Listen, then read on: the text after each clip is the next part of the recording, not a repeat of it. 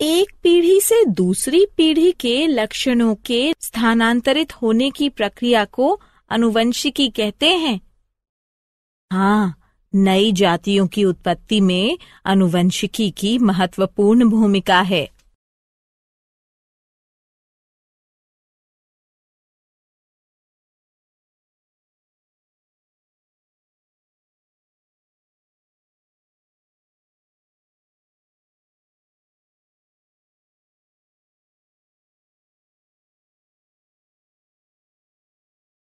उद्देश्य। इस पाठ के अंत में आप निम्न करने में सक्षम हो जाएंगे। आनुवंशिकी को परिभाषित करना, जनन के दौरान रूपांतरण के संचयन को समझना, वंशागति लक्षणों को समझना, लक्षणों की वंशागति के नियम, मेंडल का योगदान को समझना, प्रभाविता के सिद्धांत की पहचान करना, विसंयोजन के नियम को समझना, स्वतंत्र अपव्यूहन के नियम को समझना, ये समझना कि लक्षण कैसे परिलक्षित होते हैं, लिंग निर्धारण की प्रक्रिया समझना, जनन के दौरान विविधता का संचयन, माता पिता तथा उनकी संतति में उत्पन्न होने वाले अंतर तथा भाई बहनों के बीच अंतर को विविधता कहते हैं। केवल वे विविधताएं वंशागत होती हैं जो जीवधारियों की जनन कोशिकाओं में दिखाई देती हैं। ये विविधता जाति का निर्माण करने वाले गुण सूत्र में जीन के संयोग से अथवा उत्प्रेरण के कारण पैदा होती है। माता पिता यानी जनक द्वारा प्राप्त वंशागत लक्षणों के कारण शारीरिक संरचना में समानता होती है तथा अंतर बहुत कम होते हैं, किंतु यौन क्रिया द्वारा जनन करने वाले जीवों के आगे आने वाली पीढ़ियों में विविधताएं उत्पन्न हो जाती हैं। एक ही माता पिता की 2 संतानें समान नहीं होती। इससे संतति में अंतर उत्पन्न होता है। इस प्रकार प्रत्येक पीढ़ी के बाद विविधताओं के संचयन के कारण भिन्नता उत्पन्न होती है। विकास के लिए विविधता कच्चे पदार्थ के समान है, आनुवंशिकी का आधार है, जीवों के नए प्रकार बनाता है, जीवों को बदले वातावरण से अनुकूलन करने में सहायता प्रदान करता है तथा प्रत्येक जीव को एक विशिष्ट पहचान देता है।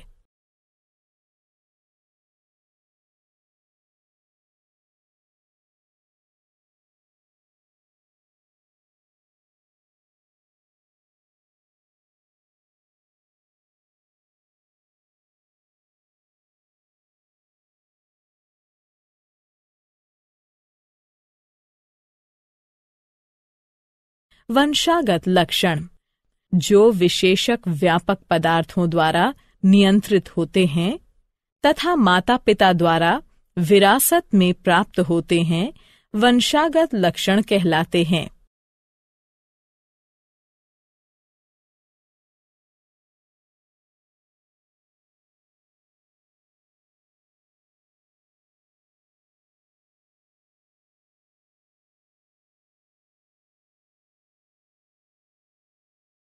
गतिविधि।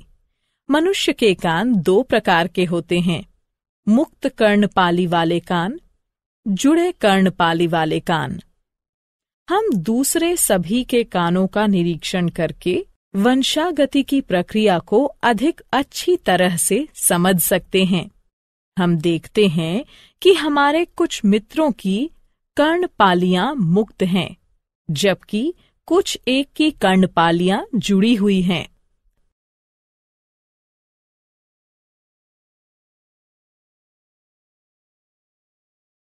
लक्षणों की वंशागति के नियम, मेंडल का योगदान।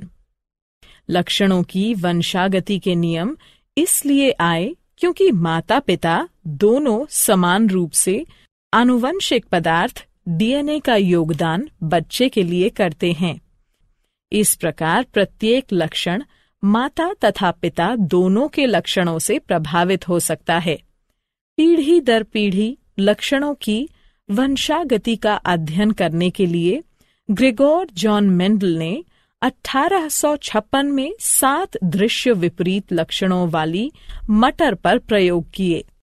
तने की ऊंचाई, लंबे या बौने पौधे, बीज का आकार गोल या झुर्रीदार बीज, बीज का रंग हरे या पीले बीज, पुष्प का रंग सफेद या बैंगनी फूल, फली का आकार पूर्ण या सिकुड़ा, फली का रंग हरा या पीला, पुष्प की स्थिति अक्षीय या सिरा। एक लंबे तथा एक बौने पौधे के बीच क्रॉस कराया गया। इस प्रकार का क्रॉस जिसमें केवल एक ही लक्षण ज्ञात हो मोनोहाइब्रिड क्रॉस कहलाता है। पहली पीढ़ी में सभी पौधे लंबे थे, कोई भी बीज के लक्षण का नहीं था। दूसरी पीढ़ी में दोनों ही लक्षण संतति में 3/1 के अनुपात में परिलक्षित थे। इन प्रयोगों के आधार पर मेंडल ने 2 नियम प्रतिपादित किए: प्रभाविता का नियम, विसंयोजन का नियम।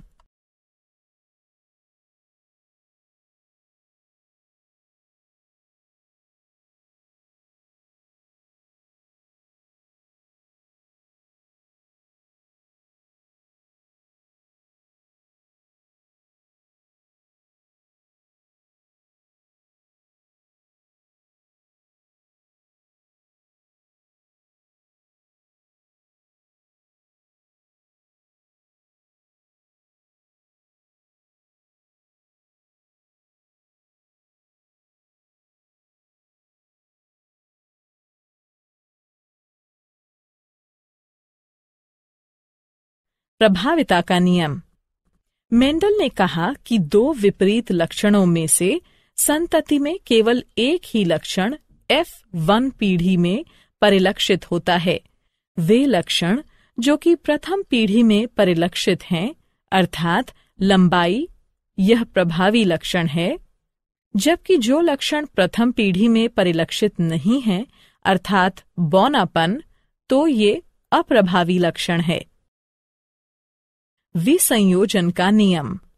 मेंडल ने कहा कि किसी भी अभिलक्षण के अगली पीढ़ी में जाने से पहले सबसे पहले जीन्स को युग्मक में पृथक किया जाता है, जो फिर आपस में मिलकर युग्मनज बनाते हैं।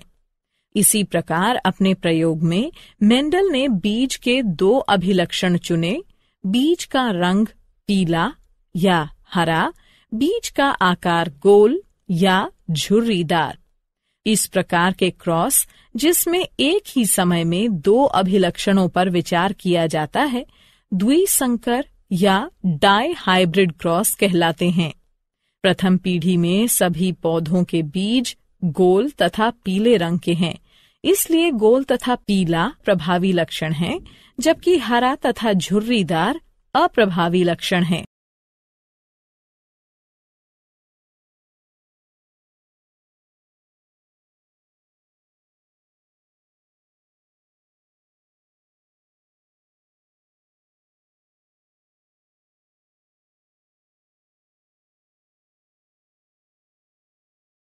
गतिविधि। इस बात की पुष्टि करने के लिए कि पीढ़ी में बड़ा टी छोटा टी तथा छोटा टी लक्षण युग्म वास्तव में 1/2/1 के अनुपात में थे, हम F2 पीढ़ी को स्वयं क्रॉस कराकर F3 पीढ़ी उत्पन्न करेंगे। F3 पीढ़ी में हम देखते हैं कि शुद्ध लंबे बड़ा टी से केवल लंबे पौधे उत्पन्न होते हैं।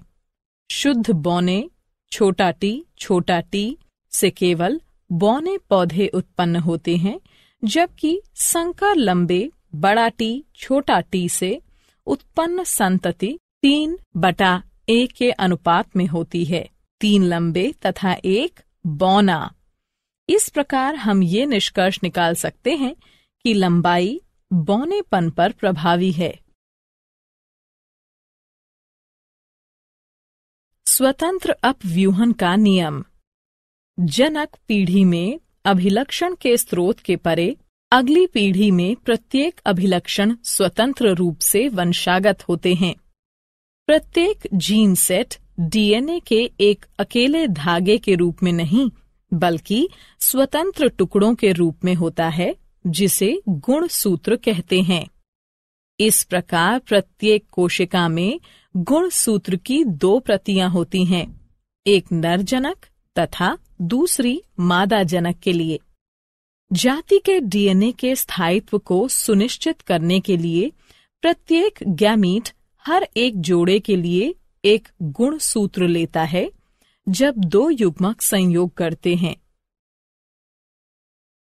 लक्षण कैसे परिलक्षित होते हैं? प्रत्येक यूकेरियोटिक कोशिका में गुणसूत्र होता है जो डीएनए के लंबे धागों से मिलकर बना होता है।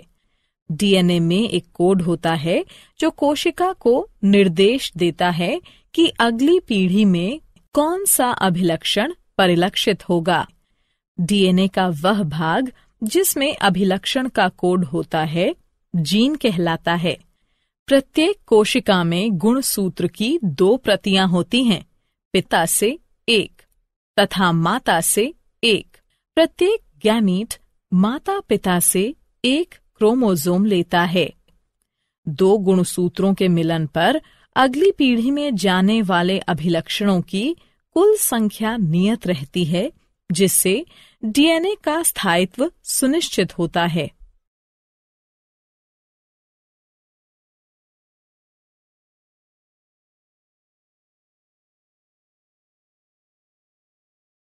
लिंग निर्धारण। बहुत से मनुष्य क्रोमोसोम में 1 प्रति माता की तथा 1 प्रति पिता की होती है तथा इस प्रकार के 22 जोड़े होते हैं, जिनमें से एक जोड़े को सेक्स गुणसूत्र कहते हैं। ये सेक्स गुणसूत्र हमेशा आदर्श जोड़ा नहीं होता है। स्त्रियों में एक्स गुणसूत्र का आदर्श जोड़ा होता है, लेकिन पुरुषों में एक गलत मेल का जोड़ा होता है, जिसमें सामान्य आकार का एक एक्स क्रोमोसोम तथा दूसरा छोटा होता है, जिसे वाई क्रोमोसोम या गुणसूत्र कहते हैं। इसलिए स्त्रियां XX हैं तथा पुरुष XY। अंतरंग के दौरान माता हमेशा X गुणसूत्र का योगदान प्रदान करेगी, चाहे बच्चे का लिंग कुछ भी हो, जबकि पिता द्वारा दिए गए गुणसूत्र योगदान से बच्चे का लिंग निर्धारित होता है। जो संतान अपने पिता से X गुणसूत्र वंशागत करेगी, वो बेटी होगी, जबकि जो संतान अपने पिता से Y गुणसूत्र वंशागत करेगी, वो पुत्र होगा। क्या आप जानते हैं, आनुवंशिकी नाम बेटसन द्वारा 1906 में रखा गया था। मेंडल को आनुवंशिकी का पिता कहते हैं।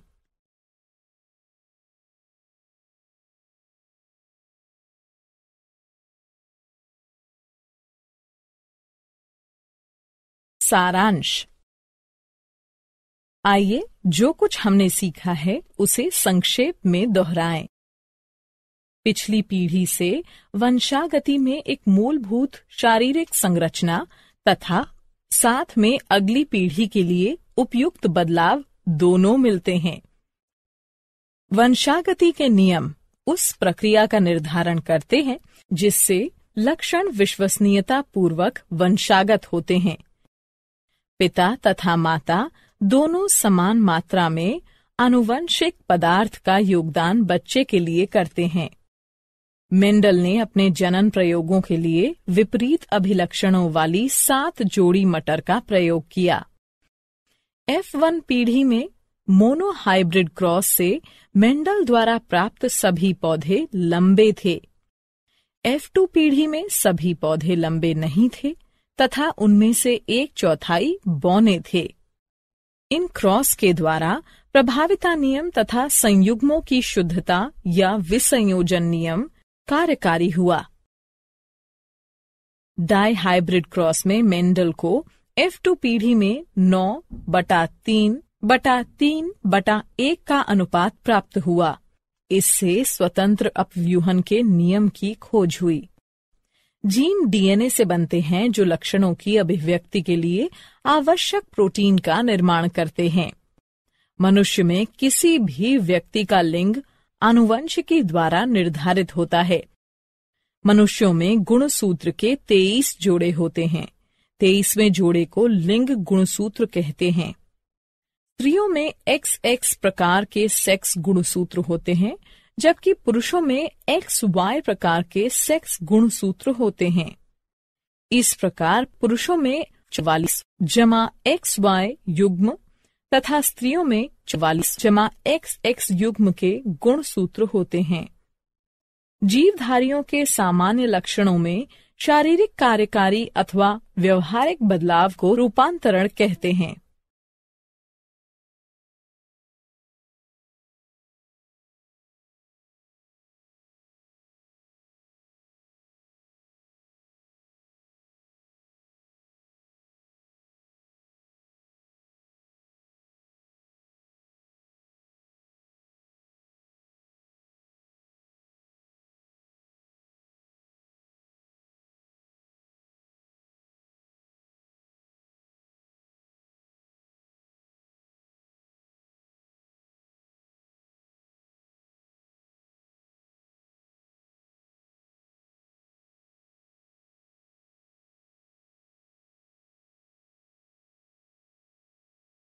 परिचय। एक पीढ़ी से दूसरी पीढ़ी के लक्षणों के स्थानांतरित होने की प्रक्रिया को आनुवंशिकी कहते हैं। हाँ, नई जातियों की उत्पत्ति में आनुवंशिकी की महत्वपूर्ण भूमिका है।